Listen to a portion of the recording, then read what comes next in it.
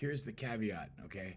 It takes it away because it works on the causes, okay? Your parasympathetic nervous system, okay? Not the symptoms, okay? So I make no medical claims. I got to say that for legal purposes, okay?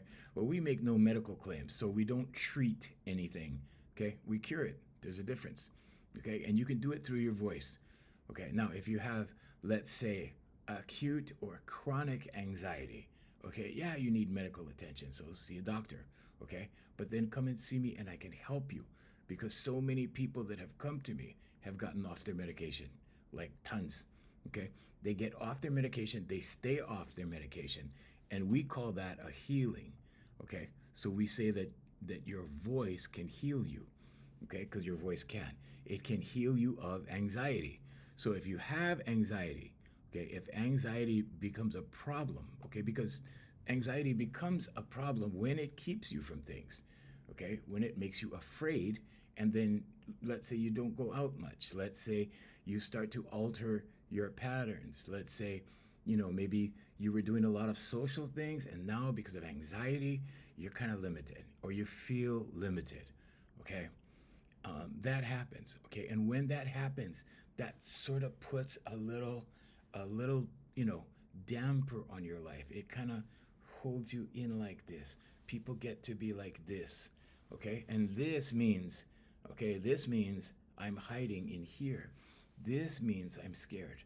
This means, okay, I don't want to deal with this, okay? Because all of these things, procrastination, hesitation, they're all emotions that are negative, first of all, okay? And they're all rooted in fear. So it's just a little fear. Anxiety is like a small undercurrent of fear, okay? But today we're going to explain how the voice, good morning, Jay. We're going to explain how the voice gets rid of anxiety. Okay, you don't need to go through life anxious, okay? And you don't need to go through life with a medical band-aid, okay? Yes, medicine is important for maybe, treating it right away, maybe kind of, let's say getting rid of some of the symptoms, okay? But you need to treat the cause. We treat the cause, which is actually your parasympathetic nervous system. Okay, now let's see how it works. Okay, so what are we really talking about at its core? We're talking about vagus nerve stimulation, okay? So here's what it is. So you have 12 cranial nerves, okay? Esoterically, when you look at the Bible, it's the 12 apostles, okay? But you have this cranial nerve that comes down, it goes through your throat chakra, it goes into your heart chakra, and it fans out down into your intestines, okay? And down further into your abdomen. And what happens is when you start to project tone strongly, firmly, okay? And I'm not talking about singing, I'm talking about a straight tone. I'm talking about energy, frequency, vibration, and velocity. Okay, and these are the things, energy, frequency, and vibration are the things that Nikola Tesla said is necessary to understand the universe better. Okay, the only difference is for us is the velocity with strength. But this is holistic. This is a natural thing that gets rid of anxiety. This is a very natural process. The only challenge that my clients have in the beginning is they can't get their strength through their voice. Okay, but we give them a panting exercise that strengthens their diaphragm. Okay, why is that? Because you need a lot of air, a large volume of air, to be projected up and through the throat chakra to open it. Okay, so if you're, let's say for example, you have anxiety and you're shy about bringing your voice out. Okay, why would you be like that? Because it's a little fear, okay? It's just a little fear going on. Okay, but if that's you and if that happens and if you have a difficulty in projecting your voice, okay, that panting exercise will remedy that. It'll make you stronger, okay? Secondly, the straight tone exercises that we have, it's just a straight tone. It goes from the lowest you can go to the highest you can go. And it goes in half steps, like the notes are right next to each other, okay? And what does this do? Well, it stimulates the vagus nerve. Okay, now the vagus nerve goes through your throat chakra, so the first thing that happens is your throat chakra opens, then your heart chakra. Okay, and this is why I always kept a box of Kleenex at my teaching studio. now I teach online. I teach all over the world online. So it's a little bit different. I don't have Kleenex to offer. But we had to have a box of Kleenex on the stand next to where people came in, because when their heart chakra opened, they would have tears. They would be happy tears, but they would just be tears because they would hit a certain frequency, one of the notes. Okay, it still happens. I just can't do anything about it with Kleenex, right? I can't offer Kleenex, but that happens. Okay. In fact, I had several people that it happened to in the first session. Okay, but it normally doesn't happen until a couple months down the road. Now, this is a 12-week program. Okay, and after 12 weeks, like, miracles start happening. Okay, I had an autistic girl. She was autistic, and she came to me for like 4 months. She actually stayed an extra month. Okay, but before the 12 weeks was over, like, she was confident. Okay, and that energy that autism produces, that kind of thing, like random here and there, jumpy kind of thing, that settled down. And yes, she still had a little reactions due to her autism. You can't help that. Okay, but she was calm. She was focused. She started singing. She started speaking clearly and like organized sentences. And once in a while, of course, the autism kicked in. Okay, but there was a large percentage of her that changed. It just changed.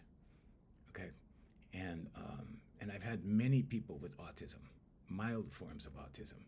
In fact, one of them became a teacher and then went on to get his master's in education, and we recorded several recording projects for him too. Okay, but that, good morning, Manuel. Good morning, guys. Alfonso, good morning. Hassan, good morning.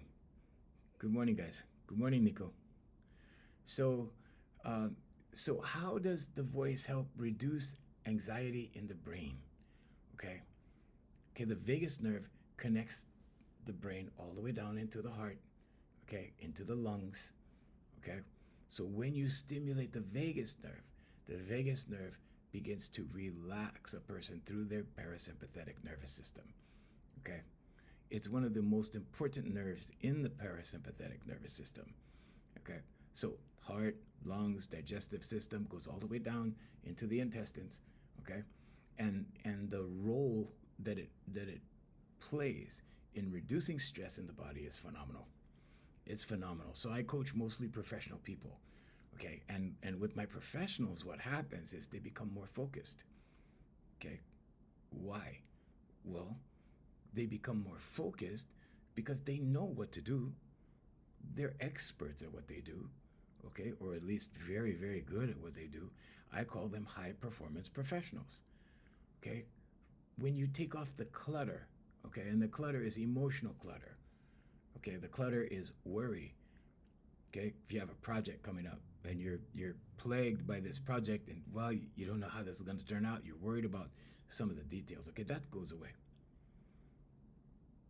Overthinking, right, which is part worry, depending on what it is, right, and over-processing on something, overthinking, thinking about it over and over and over and over and over and over, okay, becoming obsessed with whatever it is.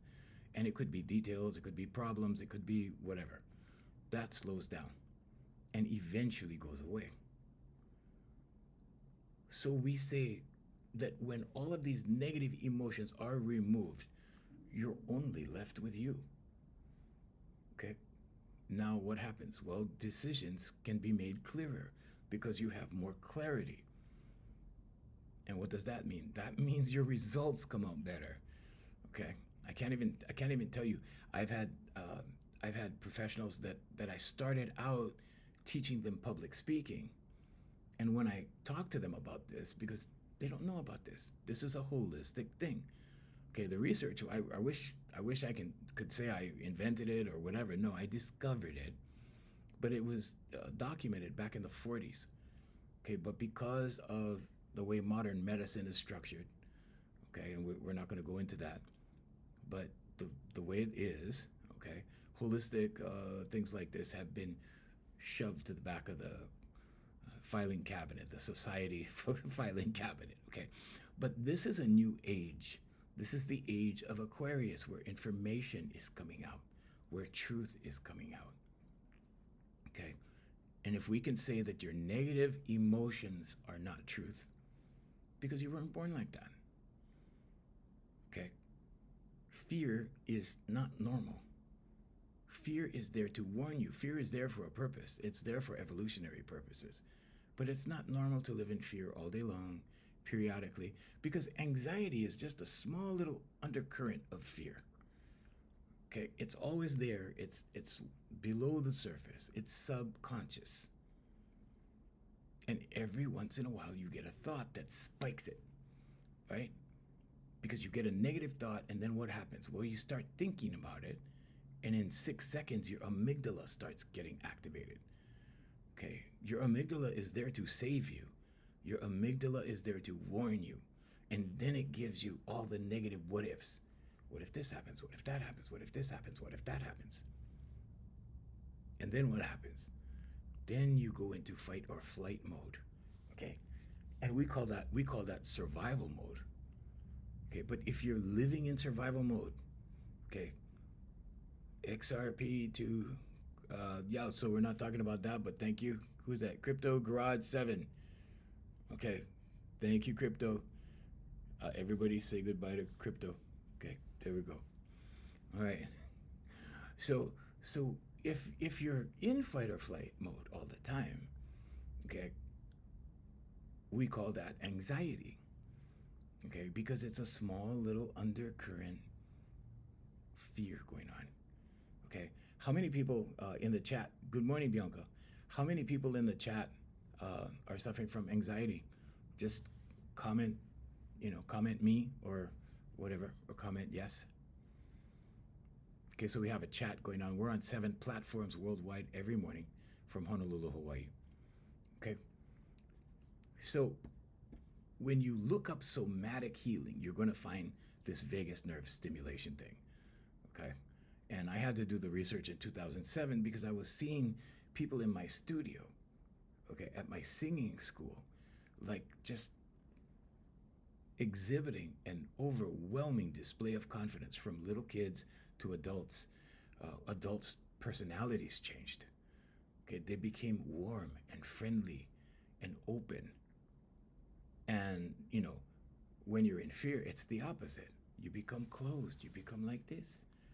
Okay, you start hiding in here. A lot of people hide, and it's not just introverts. I'm not just talking about somebody who's naturally introverted. Okay, introverts run the world, by the way. Okay, you are in PTSD. Oh, hi Josie. Good morning. Yeah, I've worked with a lot of ex-military people, veterans, that have PTSD, and we've lowered it considerably in our veterans. And I talk about that regularly as well, because veterans, when they go into, like, say, a shopping mall, there's a lot of people. My son was a Marine, and he explained it to me in detail, because the people that I see, they don't go into real deep detail. Okay, but I got a really good understanding of it when my son explained it to me. He was a Marine in active duty overseas. But when a person who has PTSD from the military is in a shopping mall, there could be an enemy. So thank you for joining us, Josie. You can ask me questions if you like. Welcome. Hey, Starvey. Stacy. Stacy, good morning. Hey, Karen, good morning. Good morning, Kenny. So what happens is they think that there could be an enemy amongst these people. Okay, so they start getting panic attacks. After we put them through this in 12 weeks, the panic attacks decrease. Okay, and most of them stay with me for longer than that. Okay, but what happens is it steadily decreases, and pretty soon the triggers decrease. Okay, does the triggers go away? No, it doesn't. The trauma doesn't go away, but it gets minimized so they can control it. Okay, so they take a couple of deep breaths, things like that, and they move past it. So it's about pushing the fear down and moving past it, pushing the fear down and moving past it. For someone with anxiety, it works exactly the same way. You have to push down the fear and move past it.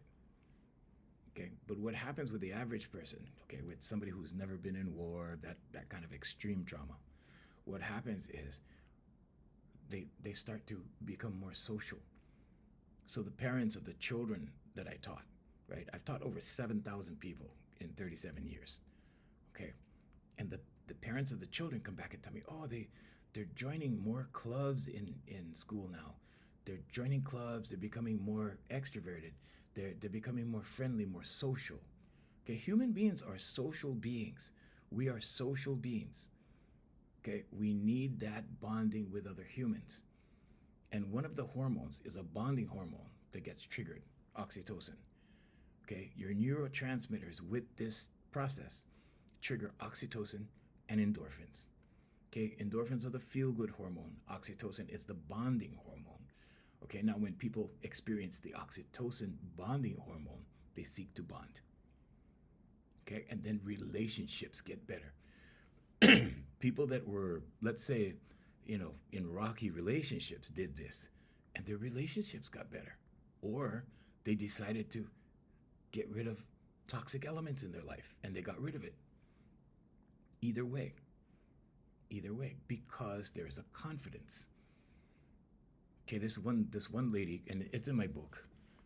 This book is The Universal Law of Attraction and Singing. This is not about singing. This is about how your voice heals you through this process that I'm describing. Okay, but it's the universal law of attraction, because when you get rid of these negative emotions, what happens is you attract who you are. All the things that pertain to you, you start attracting these things and they come to you. Because you can't attract who you are and what you are if doubt and fear exists. And anxiety is just a little fear. Okay, another book that I'm going to recommend is, and I don't get anything from this or anything, The Power of Your Subconscious Mind, Dr. Joseph Murphy. Now, for you Christians, I have a lot of Christians that watch me every day. Okay, so for you Christians, he makes a lot of Christian biblical references. Okay, but he addresses it in the esoteric form. Okay, not the story, because if you believe the story and you get caught up in the story, you're missing the esoteric meanings. Okay, so when we start activating and stimulating the vagus nerve through the voice, what happens? Well, the throat chakra begins to open. When that happens, they get stronger and stronger and stronger. Their voice becomes stronger. So at the singing school, what we said for years is find your voice, find yourself. Why is that? Because you're expressing yourself, because you're pushing this energy out through your voice, which opens your throat chakra. Okay, now the vagus nerve is assisting in this. Good morning, Abraham. Good morning.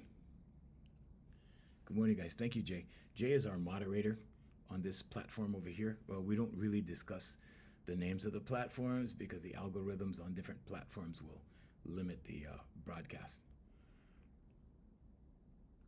So this vibration that starts getting bigger and bigger, okay, because the throat chakra starts opening more and more, then you can express more of a voice, then your voice gets bigger, okay? The panting exercise that we do strengthens your diaphragm so you can push a larger quantity of air up faster. And what's the purpose of this? The purpose of this is that when the pharyngeal muscles here, those muscles, okay, when they get stronger from the straight tone exercises that open your throat chakra, and more air is being pushed from your diaphragm up, it creates pressure because the air is being held by the pharyngeals. Okay, you don't have to remember this. It's just the muscles, the entire lining of the back of your throat.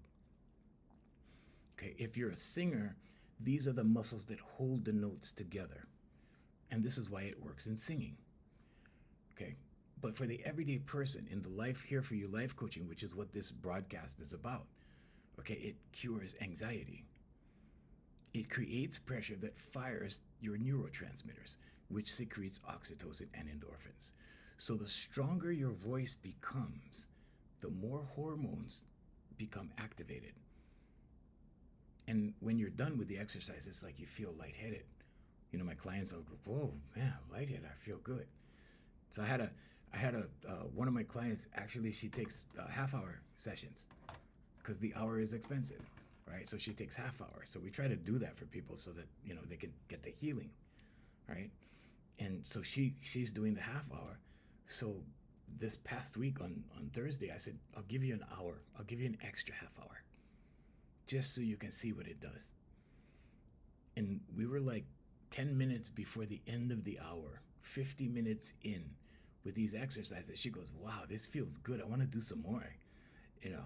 And I said, well, take it easy because you're going to get muscle fatigue, okay, because that happens with the pharyngeals, okay, muscle fatigue in an hour. But the result is the next session, you're stronger. So every session, hi, Marjan, any solution for PT? Yeah, this right here. Keep, let's see, are you ex-military? Because I deal with a lot of ex-military with PTSD. So this works on diminishing PTSD, trauma, all of that. Yeah. So the solution is your vagus nerve stimulation. Okay, vagus nerve stimulation. You can look that up, Marjan. You grew up in a war zone. Okay, yeah. So I was just saying, welcome, by the way. I was just saying before you got here that I work with veterans that have PTSD, and in a shopping center, in a mall, they kind of like feel like somebody could be an enemy kind of thing, and they get panic attacks. Okay, and they start breathing heavy. They start, they have to get out of the mall. But with 12 weeks, you're welcome. You're very welcome. But in 12 weeks, what happens is they have control over the triggers. So the triggers diminish, and then because the PTSD doesn't go away, it doesn't vanish, okay? It's still there. But they have control over it, and they can take a couple of deep breaths, and they can work their way through the mall, and then it's okay. And then they can walk through the mall like that. Yeah, same symptom. Yeah, okay. No, I feel you. I feel you. You should actually try this. We extended. So okay. So Dakota right there, Marjan, is she's one of my graduates. She's done this, and she can tell you. Yeah, there you go. Exactly. So Janice said, learning it allows you to purge what you have repeatedly plugged into that subconscious. Yeah, you're welcome. Yeah, you can. We have a special. I'll be mentioning it later, and then you're more than welcome to sign up, and it'll help you. 1 hour of intense exercise like this, and you'll see what it does, and then you can decide if you want to continue or not. So what this does, it softens your triggers to the point where pretty soon you don't have triggers. Now, if you have PTSD, that's different. That's more severe. Okay? It will diminish your triggers and you will have control over it. Okay? But you have to walk through it. You have to walk through it. And after a couple of times, 2 or 3 times of walking through it, your subconscious starts to learn. Okay? And then it's more manageable overall. Because when it starts to happen, you're going to know, okay, I need to take a couple of deep breaths. I need to walk through this. Everything's okay. And you need to remind yourself, and then you can proceed through it, okay? So we make no medical claims, by the way. I have to say that, okay? We make no medical claims. But yeah, this works very quickly, okay? I had this one veteran. It was a lady, and she came to me. And she had tried all kinds of doctors and medicines and all kinds of things. And when she came to me, she was very, I want to say timid. I want to use that word to describe how she was. She was very timid, very, very to herself kind of thing. And most veterans are because of what they've been through. Okay. And over time, she started coming out of herself. And then she left. So, and she was my client, I want to say, for about 7 or 8 months, and then she left. The next time I saw her, wow, like she had a new haircut. She was driving a sports car. Like she came out of herself and she started living life, rather than being like this, rather than hiding in here, kind of thing. And if you want to read some of these things, go to Here For You Life Coaching on Google. Hey, John. Good morning, John. Welcome. So you can go to Here For You Life Coaching on Google. We only have 5-star reviews, and you can check it out. Check it out for yourself. Okay. And by the way, for you guys over here, we've extended the special that we ran. Yesterday was the last day, but Jay and I discussed it this morning, and we decided to extend the special till Monday. So you have a couple more days. Anyway, so now let's talk about the regulation of your amygdala. Okay, because your amygdala is what starts firing this process in your mind. Okay. It's the fear center, okay? So the amygdala is the part of the brain responsible for detecting threats. It's a threat detector. Okay, so if something happens, let's say you get a negative thought, okay, because, in the old days, there could have been a tiger in the bushes, right? Even today, there could be a grizzly in the bushes, depending on where you live. Okay, but anyway, that's what the amygdala is for. When you get a negative thought, and you keep thinking it, after 6 seconds, your amygdala goes, well, maybe it's this, maybe it's this, maybe it's this, maybe it's this, maybe it's this. What if this, what if this, what if this, what if this, what if this? And all the what ifs are going to be negative. All the what ifs are going to be in fear. Because the amygdala is trying to save you. It's trying to say, hey, hurry up, get out, go, right? And then your adrenaline and cortisol will kick in. And that's the fight or flight. Okay, so people do have, thank you for being here, John. And people do have those experiences where their heart starts beating quickly, right? They're ready to run, and there's no threat. It's a perceived threat. But their body is responding like this for a reason. It's evolutionary, okay? It's for our species. But like I said, if you're always experiencing these things, you're always getting triggers, then yeah, just know that it's not normal to continuously be in this mode. Okay, it's not normal. Okay, so in people with anxiety, the amygdala tends to become overactive constantly. Okay, overactive. Why? Because there's a little undercurrent of fear. So it's easily triggered. You see something, trigger. You see something, trigger. You read something, trigger. You see a movie, trigger. Those kinds of things. Mr. Clean, good morning. Hey, there's Sarah. Good morning, Sarah. That's my client, Sarah, in the UK. So I see clients from all over the world. In Europe, I see clients all across America. Okay, I have a veteran in West Virginia that has become a different individual. He was a Desert Storm veteran, and he has just become a different man. His whole temperament, when I met him, he was very, on guard kind of thing. Right now, the eyes are the mirrors of the soul. Okay, the voice is the mirror of the feelings and emotions. Okay, when you look at a person's eyes and you listen to a person's voice, you can tell a lot about them if you know how to read the two. Okay, but he is such a different guy. His eyes are relaxed. His eyes are gentle. Okay, he's at peace in here. And every week when I see him, like there's something new. He started taking guitar classes. Like he's pretty good at the guitar. In fact, I would say he knows more about the names of chords than I do.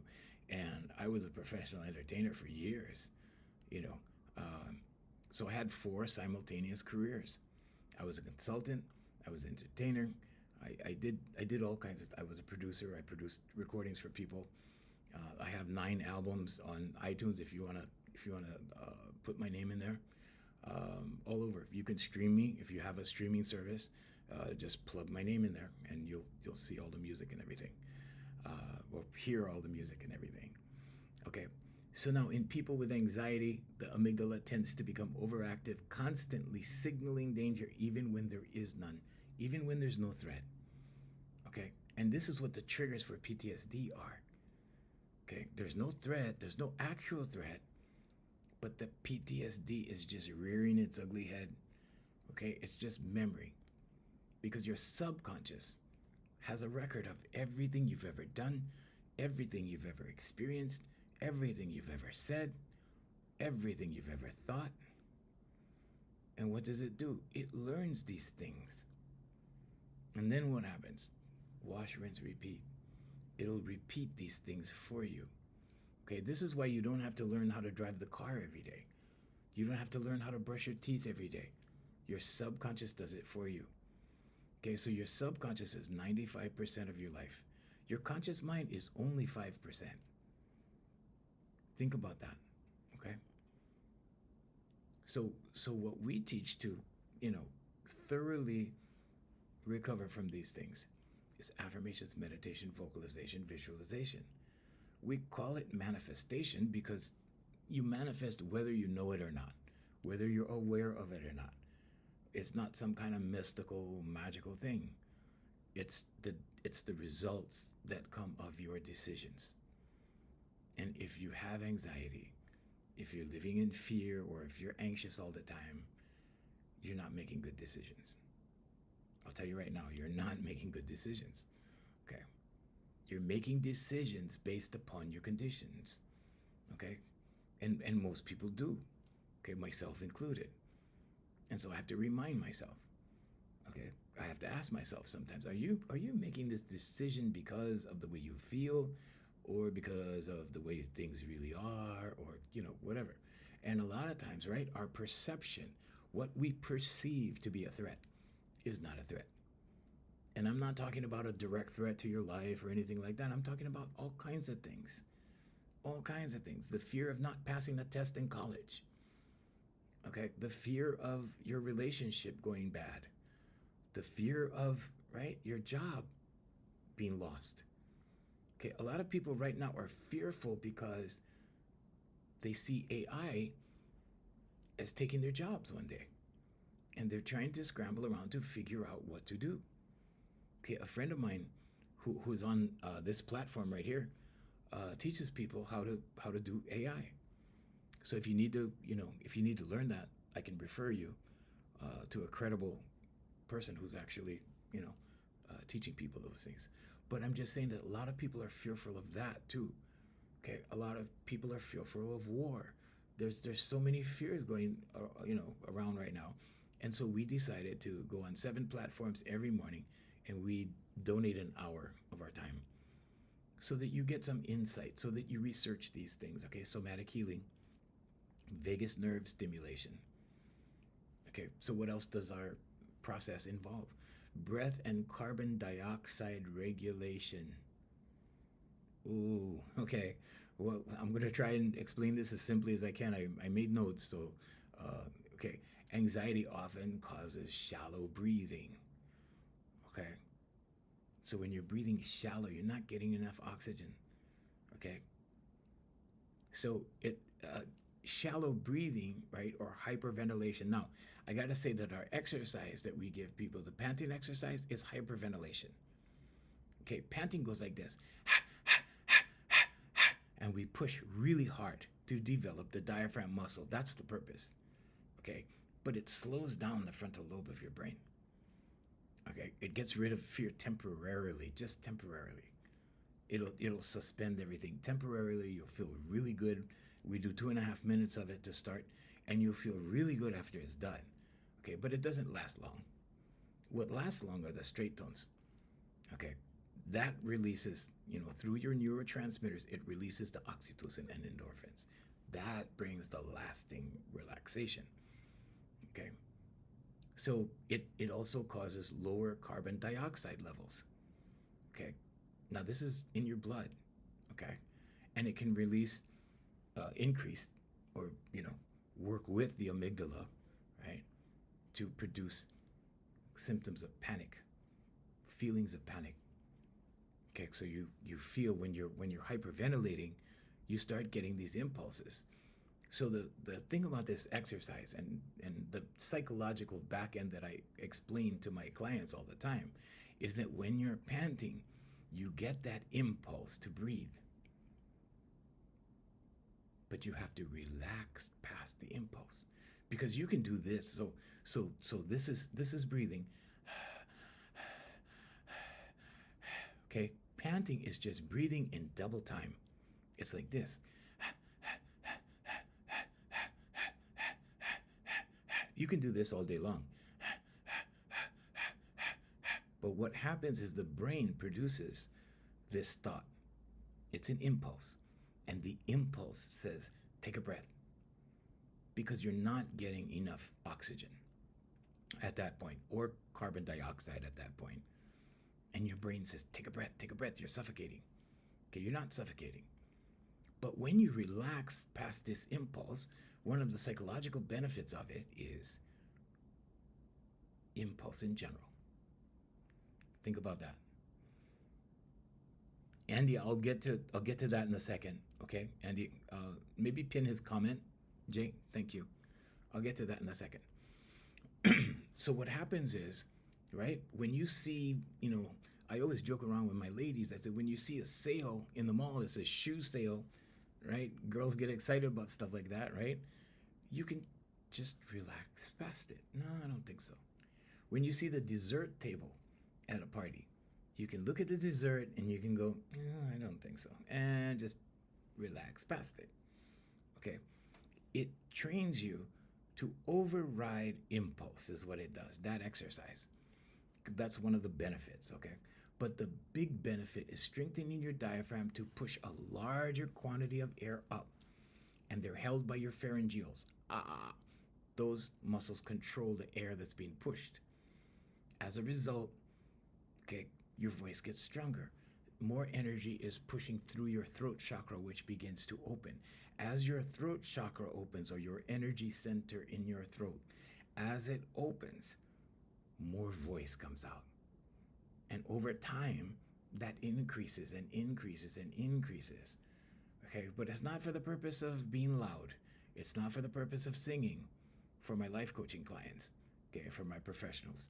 That's not the purpose. The purpose is to create more pressure. When the diaphragm is stronger, the pharyngeals are stronger, they're holding more pressure. That pressure fires the neurotransmitters, which secrete more oxytocin and endorphins. And the healing increases. Okay, the healing element. Okay, so let's see, is there anything else? Let's see. So the vocal exercises require longer exhalations while speaking, humming, or toning. This is information for somatic healing. So my stuff is a little bit different. You could say my stuff is a little bit more radical, because So instead of projecting your voice at 5 miles an hour, we do like 60, but it heals quickly. So in 12 weeks, like we produce different people. Let's see, is there anything else over there? No, let's see. So the physiological effect is calming overall, okay? And this happens in the nervous system. It reduces the biochemical conditions that contribute to anxiety, okay? I'm talking about the hormones that contribute to anxiety. When your chemistry starts to change, when your amygdala gives the signal that you're in danger, and your chemistry begins to accommodate that, okay? What that means is you go into fight or flight. Okay, you go into survival mode. So now the signs of depression. So Andy, some of the signs of depression. Now I'm not a medical professional. Okay, I gotta say that. But I've been depressed. When I was a teenager, I got depressed once. You don't feel like doing anything.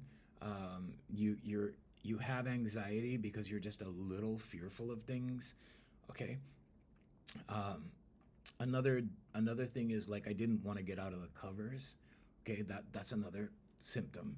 Okay, these are all symptoms, but you should actually look these things up online, and you should actually consult a medical professional if you think that. Good morning, Kobe. Nice to see you, Kobe. Thank you for joining us. So, but you should actually consult a medical professional to see if you are depressed. Because if you're depressed, then you need some treatment, and you need to see a medical professional. Okay, if you're seeing a medical professional and taking medicine, then when you come to me and do the 12 weeks, it may change things for you. Okay, because like I said, I don't make any medical claims, but we've had a lot of people get off their medicine, okay, simply because they do this, and then they go, whoa, yeah, this is a different thing, and they start feeling better. Okay, and when you feel better, you start performing better, whatever you're doing, your job, your family life, whatever it is. Okay, so sorry, Kobe, we're not doing that right now. Jay, can you help Kobe, please? And so what happens is you start to you know uh, physiologically you start to become alarmed all the time. Okay, if you're depressed, you start to withdraw. Okay, and you need medical attention, and you need the advice and the diagnosis of a doctor. Okay, and then once you do that and go through that process, you can see me and we can work on it. I had this teenager. I'm not going to mention her name or anything, but there was this teenager that came to me. She came to me for singing when she was about 12. And when she was about 14, her mom ran into me in a restaurant and said, "Could you please help her? Could you, my daughter, you know?" And I said, "Sure." And I worked with her for 9 months. And one day I got a text from her mom, and her mom said, "I am so happy she's off of her depression meds." And I was like, whoa. And that was like gold for me. That's the reason I teach. That's the reason I do this. So so if you have anxiety, if you have just that little undercurrent of fear, okay, if you're too, put it this way, if you're too overly concerned about things out there in the world, okay, and you're getting triggered from things that normally you wouldn't get triggered from maybe a few years ago, okay, then you should try this. Okay, this is also okay. So another thing that this helps is the activation of the prefrontal cortex. Now, I was telling you about the panting exercise and how it relaxes the prefrontal cortex. Okay, so the panting exercise does this at the same time that it builds your diaphragm. Okay, now when you're relaxed here, okay, the overthinking slows down. Okay, when your prefrontal cortex relaxes, you become more open to suggestion. You become more open in general. Okay, and we call these cycles, okay, repetitive cycles. So this is 1 hour once a week. Okay, and I think I have 1 half hour left. So I have 1 half hour. So you can do half hour. It'll take a little longer, but you could do the half hour because it's less expensive. Okay, less pricey. But the 1 hour is usually for my professionals, and they like it because it works great for their job. Okay, but for let's say you do a half hour instead of 1 month, it'll probably take you two because it's half the time. Okay, but what happens is when your prefrontal cortex is relaxed, you become more open, and as you do this week by week by week, okay, it becomes a habit in your subconscious. Your subconscious learns this. Your subconscious goes, "Oh, we're going to relax now." And it relaxes faster. Okay? And pretty soon, when the negative emotions are, let's call it cleansed, when you're cleansed of the negative emotions, now you start to see the truth. And the truth will set you free. And how does that work? Well, when you're rid of the negative emotions, okay, doubt, shame, right? Anxiety, overthinking, grief, guilt, those things. Okay, now you're only left with you. That's all you're left with. Okay, and now you're clear, or what we say, the way we say it is we say you have more clarity in here. And what happens when that happens? You make better decisions. And when you make better decisions, what happens? You get better outcomes. So my professionals excel like with everything. They enter flow state. Flow state is when everything just happens naturally. Okay, I have this one lady said that she had case files on her desk in her inbox. Like she would have a stack of them, like 50, 75 sometimes, to go through in one day. and it increased her productivity because she was relaxed in here. Okay, so she could whip through these things in a couple of hours. Okay, because people know their jobs, they know what to do. Okay, if you're in a relationship, you know your relationship, you know what to do. Okay, but if you're fearful, guess what? It's going to damage your relationship. If you're fearful at work, it's going to damage your work.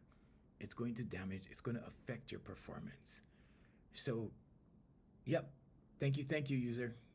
And if you're fearful, it's going to affect your personality. It's going to affect everything in your life. Okay, so whether it's your job or your relationship or your education, whatever it is, it's going to affect your ability to focus. So whatever it is, okay, anxiety is never a good thing. Okay, so during anxiety activity in the prefrontal cortex, okay, let's talk about that for a second. It it can decrease with emotional centers, okay, because the amygdala becomes active, okay, it becomes dominant, okay, then, and it's like I said, it's the fear center, your amygdala, okay, so it starts to take control, it starts to be dominant, okay. Vocal expression, and this includes speaking, this includes singing, okay, but for our purposes, it's straight tone exercises with velocity, with strength, okay. It activates higher brain functions, okay, cognition, okay, speech production, all of that. It clears up your speech, so you become a more efficient public speaker in general, like right away. So I have this real interesting. I have this nurse, right, and she's from another country, and she has an accent. When we started, she had a pretty substantial accent, right, and now she's been down the road with my public speaking course for a couple of months, right, but she does these exercises first, okay, because I was treating her for burnout. Well, let's not call it treating because I make no medical claims. Okay, let's call it cycles. We were giving her cycles for burnout. Okay, so I rescued her from burnout, got her out of burnout, and then I decided to give her some public speaking and see if she was interested. And yeah, she was interested, right? So now her accent is hardly detectable, and she's only been doing the public speaking for, I want to say, a couple of months, maybe 3 months, maybe something like that. Okay, it's a short time, but we just threw that in as a bonus because she's been with me so long. At one point, when she was in burnout, she came to me 4 times a week to pull her out, and it pulled her out. And she doesn't get burned out anymore. She can handle the workload. She can handle a stressful day because now she has the switch. She can turn it on, and well, turn it off. Actually, turn off the anxiety, but turn on the confidence. Okay, what is the confidence? The confidence is the clarity. Okay, when you're clear, we call that confidence because there's no fear. Okay, so manifestation, right? Doubt and fear. Okay, you cannot manifest good things if you're doubtful. Most importantly, if you doubt yourself. Okay, and that's what anxiety does. It results in people doubting themselves because there's just a little undercurrent of fear there. Okay, so doubt and fear kind of form a vibrational wall like this that keeps everything away. And what it really does is it enables you to make decisions rooted in fear, rooted in doubt. And those decisions never have good outcomes, okay? Because they're rooted in fear and doubt. Okay, somatic release to vocal. Okay, so we were talking about this. So somatic refers to the body. Okay, so this is a physiological result that you get. Your body becomes more relaxed, okay, because it's parasympathetic nervous system. Okay, so the body stores emotional tension in your muscles, in your throat, chest, diaphragm, jaw, and all of these things begin to relax. Okay, because it's a nervous system thing. Okay, that's where your trauma is stored, in your nervous system. Okay, when a person vocalizes with projection, okay, and ours is pretty extreme projection. Okay, people always get amazed at how strong their voice gets, and they go, wow, like I never knew I could do this. And I'm like, yeah, that's why we say find your voice, find yourself. Okay, we don't say that with Here For You Life Coaching. Okay, with Here For You Life Coaching, we say manifest your dreams. Okay, because your dreams are in here.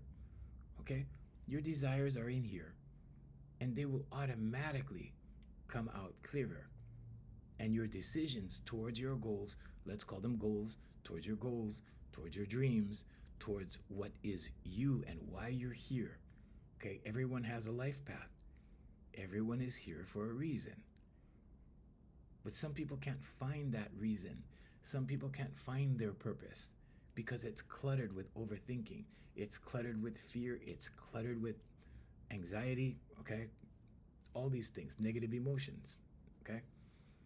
So when this happens, it clears all of that up. When it clears all of that up, you're just left with you. You're left with calm. You're left with peace. You're left with harmony. And you are all born in love. Basically, love energy. Okay?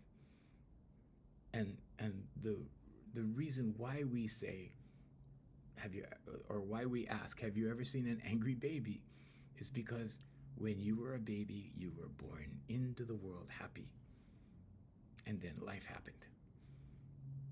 So all of these responses are learned. Okay, you've been conditioned into a lot of things because human beings are very highly impressionable. Okay, it's very easy to make an impression on a human being for anything. Okay, but if you keep a human being in fear, and if you keep a human being in anxiety, what happens is their life path slows down. Okay, it starts to slow down.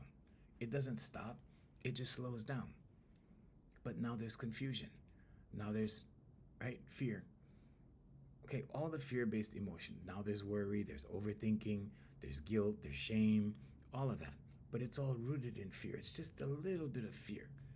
But all of these feelings pop up, and they pop up easily because there's already that little, very, very small little undercurrent of fear always there called anxiety. So everything is easily triggered. Okay, what this process does is it minimizes your trigger. So pretty soon you have a choice. You can react to it or not. You ever have those knee-jerk reactions, right? Those knee-jerk, like you're just forced into a reaction, right? And that happens. Okay, that happens a lot with fear, fearful things. And this is another one. Okay, this is another thing right here. And you're scrolling. Whoa, right? Scroll some more. Pretty soon, the algorithm memorizes what you're looking at. And it starts to feed you more of it. Okay, now you have a reticular activating system in your brainstem, which filters out what you're not focused on and filters in what you're focused on. So now you put this down and you start going about your day in the world and you start seeing those same things. Okay? The same idea of things start coming to you. Why is that? It's because you're focused on it. It's because your reticular activating system says, oh, you're interested in that? Okay, we'll go look for more of that. And it filters it in for you. Okay, this is the same as when you're looking, that red Corvette syndrome, right? You're looking at red Corvettes, right? You think it's cool. You think it's really nice. And pretty soon you start noticing all these little red Corvettes. Your town doesn't have more red Corvettes. They were always there. It's your reticular activating system. Hey, Wolf to Wolf Dog, you changed your name back. Did you? I hope you're staying dry. Aloha. And so your reticular activating system is showing you more of these things. It started online, but now you brought it into the physical world. And this is how powerful you are as a human being. This is how powerful your thoughts are. Thoughts become things in your subconscious. Manifestation is subconscious. Anxiety is learned in your subconscious after a while. And what does your subconscious do? Once there's a belief in your subconscious, and that belief could be I'm anxious, or I'm an anxious person, or I get triggered by anxiety easily. once your subconscious believes that, it starts looking for avenues to make it happen. It's like, hey, if you go down this avenue, you'll find something over here that'll make you anxious. Oh, here's another thing. Oh, here's another thing. Your reticular activating system helps that process. It starts filtering in things that make you anxious and filtering out things that don't.